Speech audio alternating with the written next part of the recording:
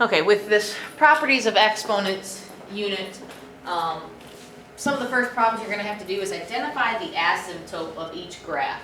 So really what you're going to have to do is you're going to use a graphing calculator or Desmos if you don't have access to a graphing calculator, and graph each of the graphs you're given and then identify the asymptote or asymptotes if there are multiple. So you have to obviously know what an asymptote is. An asymptote is a line that a curve approaches as it heads toward infinity. So in this case, as you can see our line here, I'm going to try to go over it. Notice how it looks like it's direct, that was awful, but notice how it looks like it's directly on the x-axis. Well, it's actually not. This is one of those cases where it is always approaching the x-axis but never actually touching it. So the asymptote here, we would say that the asymptote is y equals 0, because that's that horizontal line, that is the x-axis. So that's the asymptote. And here it might look, just by this graph, looks like it's approaching maybe 1, but as you extend this graph further on Desmos, you'll see that it actually goes past 1 and continues to grow in that direction, and it actually isn't approaching any asymptote, any vertical line asymptote.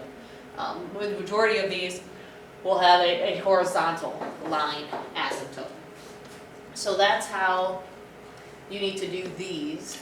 So here it says graph each of the following exponential functions and identify the asymptote or asymptotes. This we have -4 times 2 to the power of x.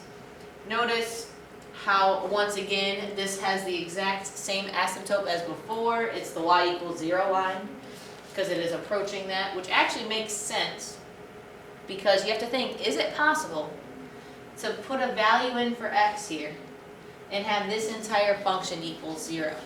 And you might say, yeah, but make x 0. Well, what's 2 to the 0 power? 1. Anything raised to the 0 power is 1. So then you're doing 1 times -4. That's why here, when y is 0, x is -4. So it's impossible to get a value, to plug in a value for x here and have this entire function equal 0. You can get really, really close to it, but it's never going to equal it. That's why your asymptote is at y equals 0 in this case.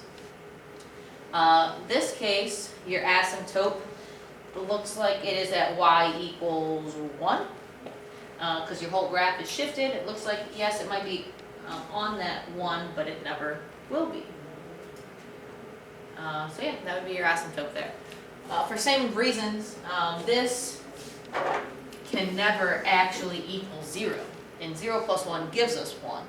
So it could always be something really close to 0, and so when you add 1 to that, it's going to obviously then, this is going to be approaching 1, not 0. So our asymptote here is y equals 1. And again, there's not a vertical line asymptote.